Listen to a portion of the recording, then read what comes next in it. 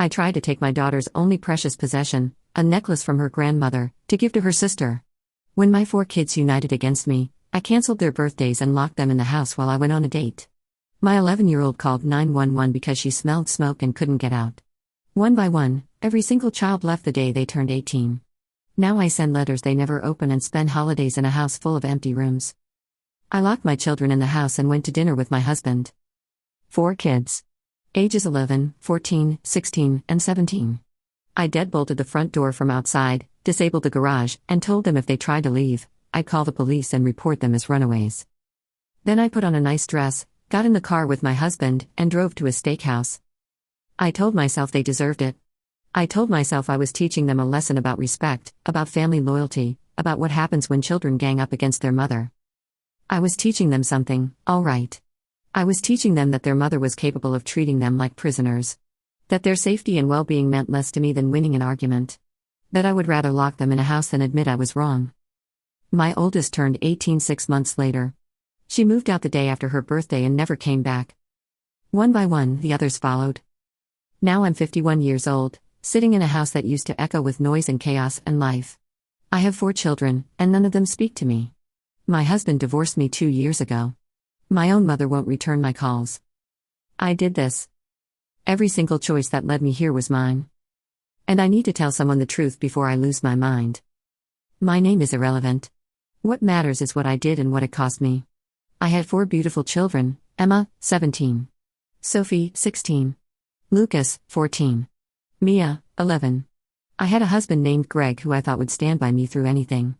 I had a house, a life, a family that looked perfect from the outside.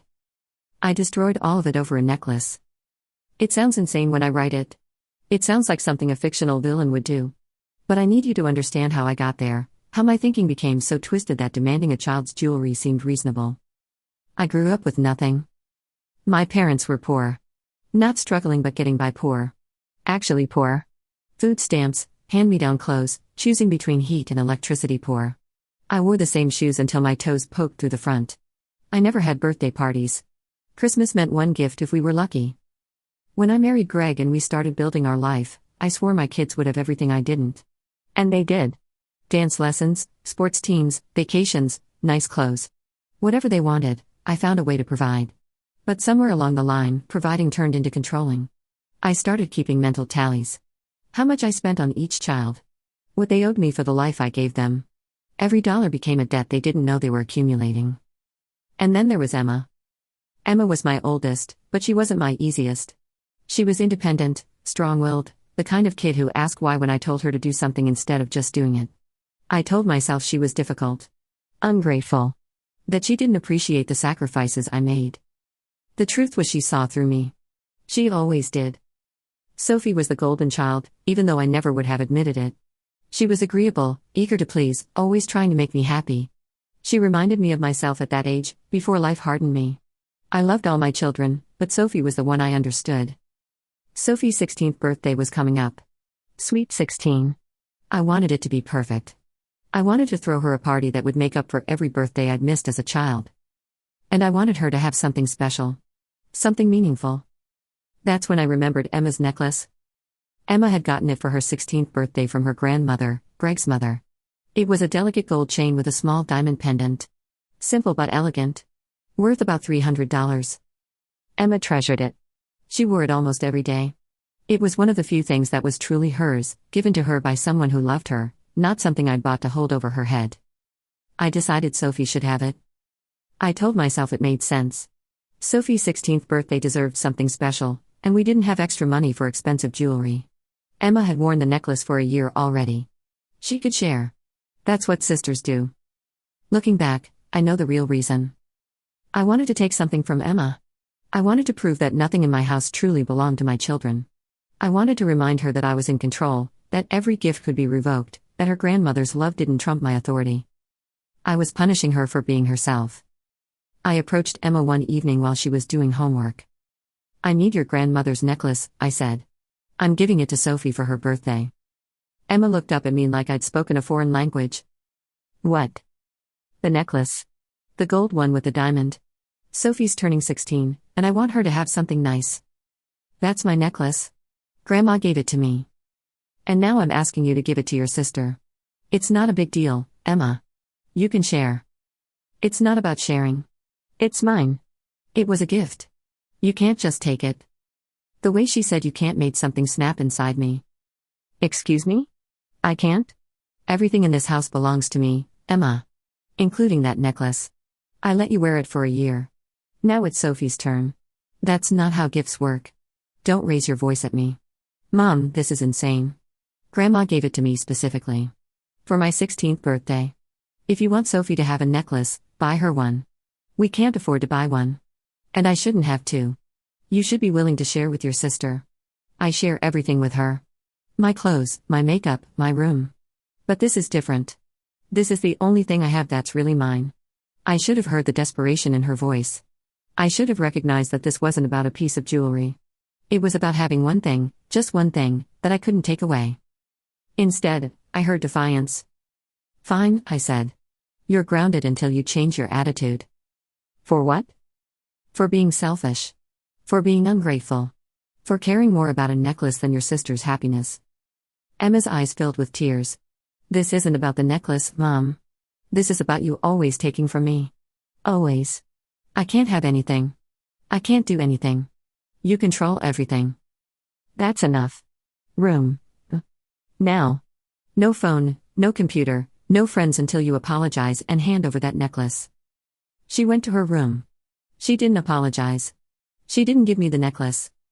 And she didn't speak to me for 3 days. I expected the other kids to stay out of it.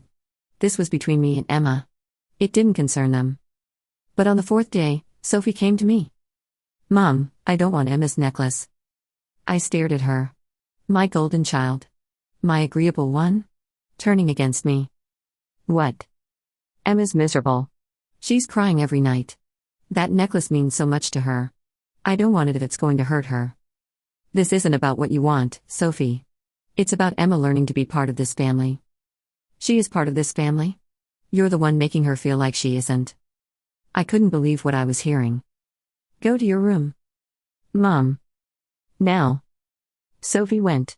But the look on her face stayed with me. Disappointment. Not anger. She wasn't fighting me. She was giving up on me. That evening, Lucas and Mia came to me together.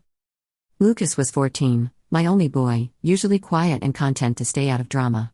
Mia was 11, my baby, still young enough that I thought she was on my side.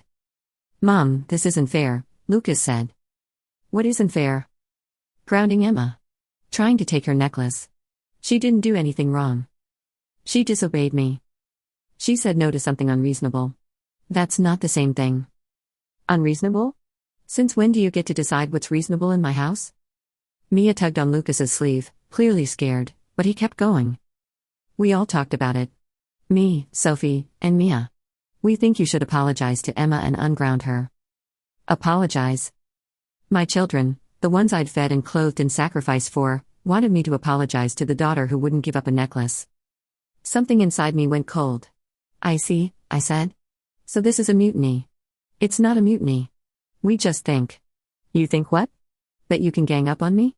That you can tell me how to run my own household? That you have any say in how I parent? I was yelling now. I could see Mia crying, Lucas's face going pale, but I couldn't stop. If you want to side with Emma, fine.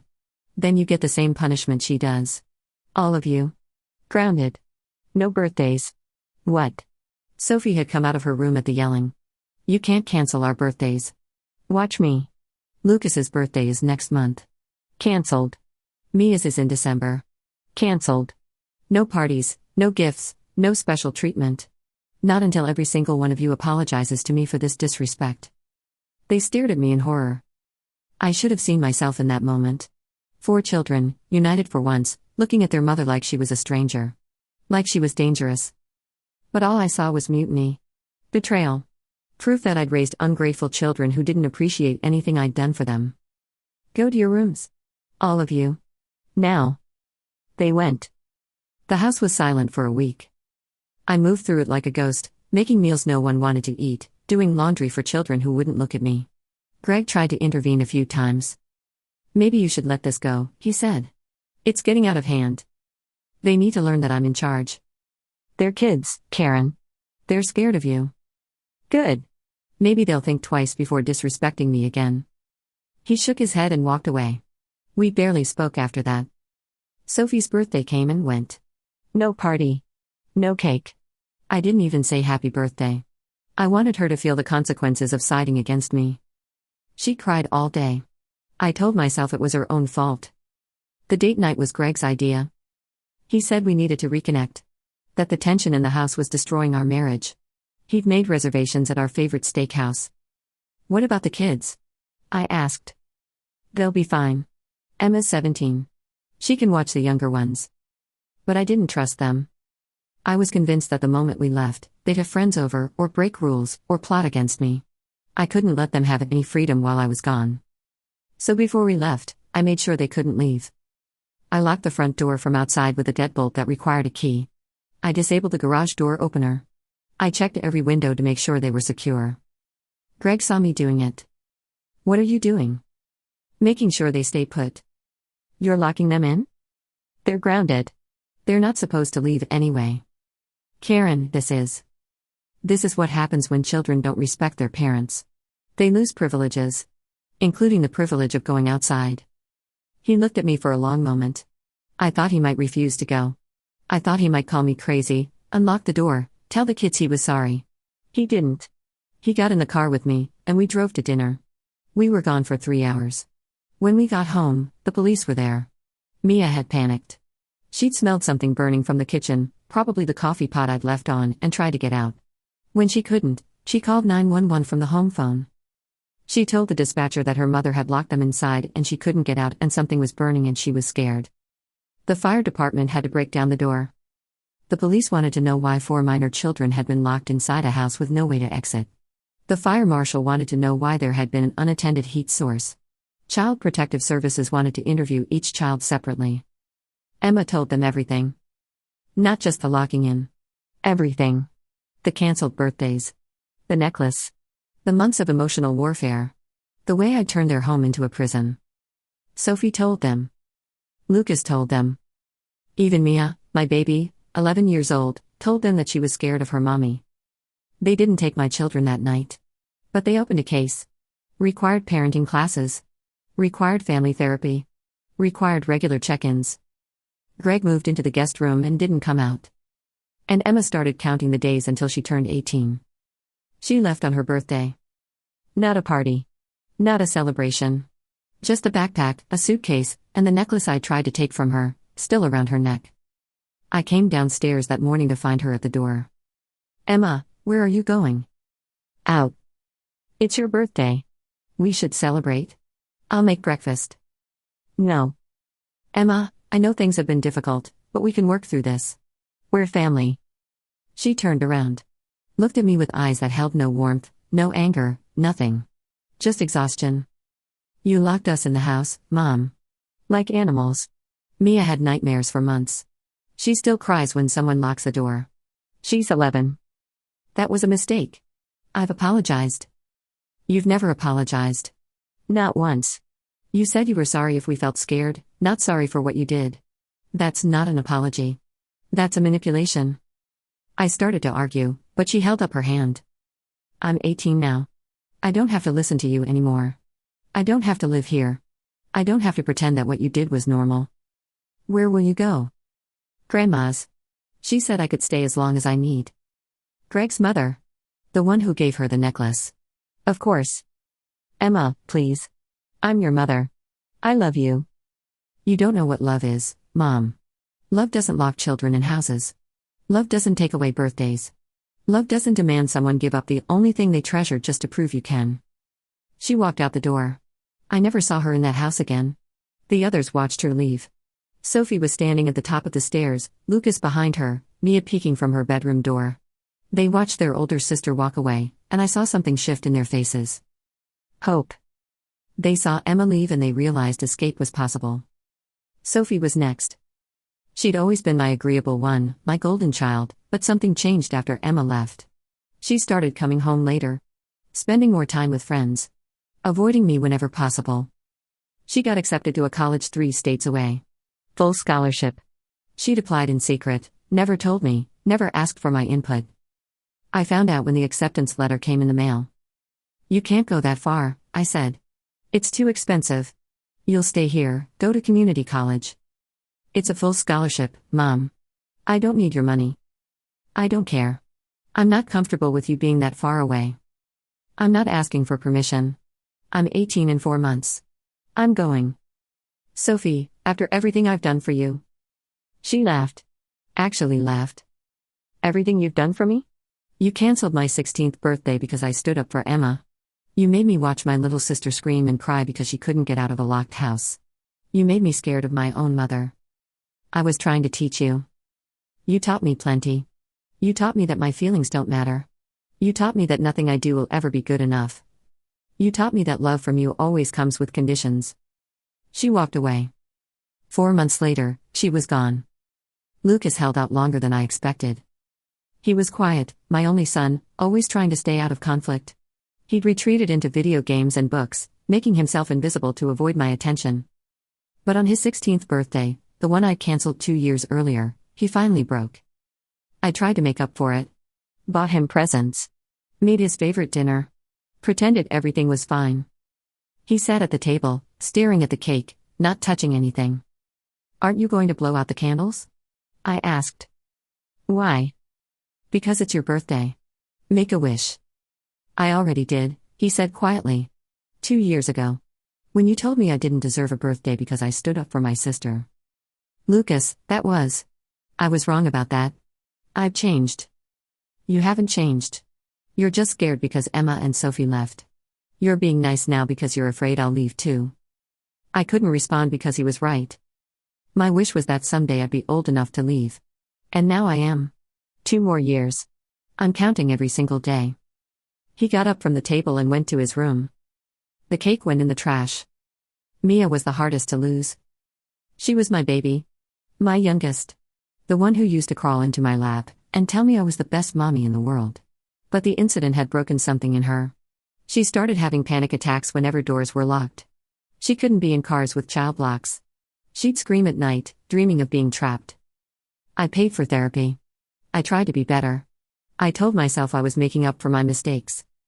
But she flinched every time I touched her. She started calling me by my first name when she was 13. Karen, can I go to Sarah's house?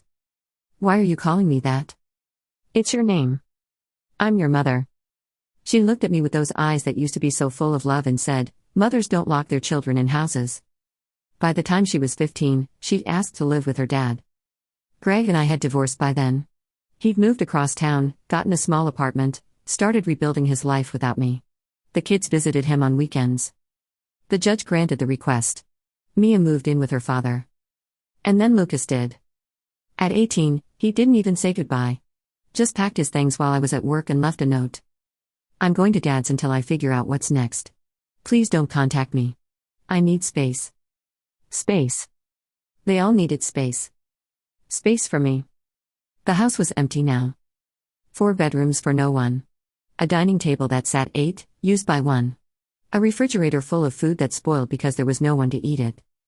I kept their rooms exactly as they were. Sophie's dance trophies. Lucas's gaming setup. Mia's stuffed animals. Emma's posters. I walked through them sometimes, touching their things, pretending they were just at school, just at friends' houses, just temporarily gone. But they weren't coming back. Emma got married last year. I found out through Facebook. She blocked me, but a cousin posted photos. She looked beautiful. Happy. Her grandmother was there, wearing the biggest smile. I wasn't invited. Sophie graduated from college. Summa cum laude. Going to law school now? I know because I Google her name sometimes, searching for any scrap of information about the daughter I pushed away. Lucas is in trade school. Electrician. He posts photos of his work, his friends, his new life. A life that doesn't include me. Mia is 17 now. She'll graduate high school next year. I tried to reach out, tried to be at her graduation, but Greg told me she doesn't want me there. She's doing well, Karen, he said on the phone.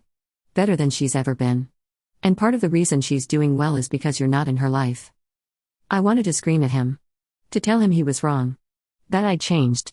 That I deserved another chance. But he'd hung up. I started therapy last year. Not for my children. For myself. Because I couldn't sleep anymore.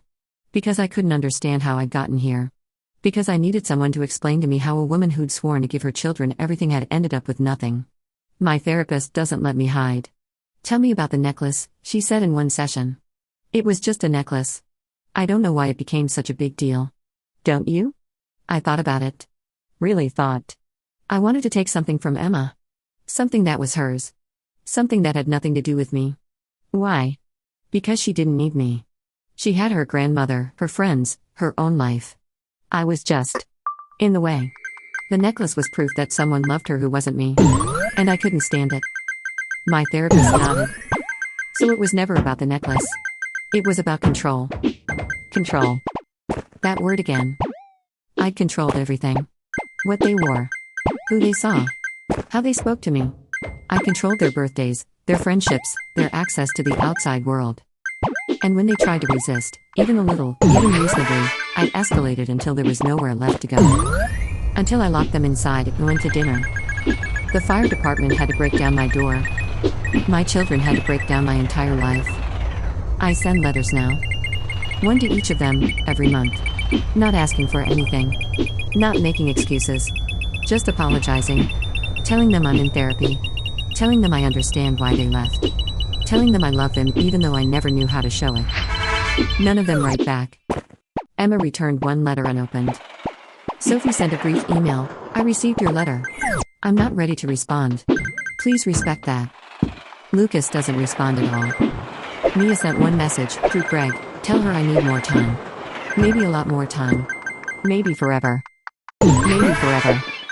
My 11-year-old baby, now almost 18, might never speak to me again. And I earned that. It's the holidays now. Christmas is in 3 days. I have a tree up, mostly out of habit. Presents underneath for children who won't come. A turkey in the freezer that I'll probably throw away because I can't eat an entire turkey alone. I saw a family at the grocery store yesterday. Mother, father, 4 kids around the ages mine were when everything fell apart. The kids were laughing, fighting over which cookies to get, begging for treats. The mother looked exhausted but happy. She rolled her eyes at her husband when the kids weren't looking, but there was love there. So much love. I had that once. I had 4 children who loved me despite everything. Who would have forgiven me for almost anything if I just admitted I was wrong? Who stayed loyal to each other even when I tried to tear them apart? And I threw it all away. Over a necklace. Over canceled birthdays. Over locked doors and power trips and the desperate need to prove that I was in charge. I wasn't in charge of anything. I was just a scared woman who grew up with nothing, finally had everything, and destroyed it because I couldn't believe I deserved it. My children weren't ungrateful. They were surviving me. The necklace wasn't about Sophie's birthday. It was about breaking in the spirit. The canceled birthdays weren't about teaching lessons. They were about punishment. The locked doors weren't about safety. They were about control. I see that now. I see all of it. And I have to live with what I see. If you're reading this and you recognize yourself in my words. If you've ever punished a child for standing up for what's right. If you've ever demanded they give up something precious just to prove you could take it. If you've ever canceled their joy because they wouldn't bow to you. Stop. Stop right now. Because I was you. I told myself I was teaching them respect. I told myself I was preparing them for the real world. I told myself they'd thank me someday. They won't. They won't thank you. They won't forgive you. They won't come back. They'll leave the moment they can, and they'll build beautiful lives without you, and you'll spend every holiday alone in a house full of empty rooms, wondering how you became the person your children needed to escape. I have 4 children. I have their photos on my walls, their memories in every corner, their names on Christmas presents no one will open. And I have no one. Because I demanded a $300 necklace and locked them inside when they said no. Your children are not your possessions. Their belongings are not yours to redistribute. Their birthdays are not privileges you can revoke. Their love is not something you can demand by force. I learned this too late. I'm begging you not to make the same mistake. Because once they're gone, they're gone. And no amount of therapy or letters or empty holidays will bring them back.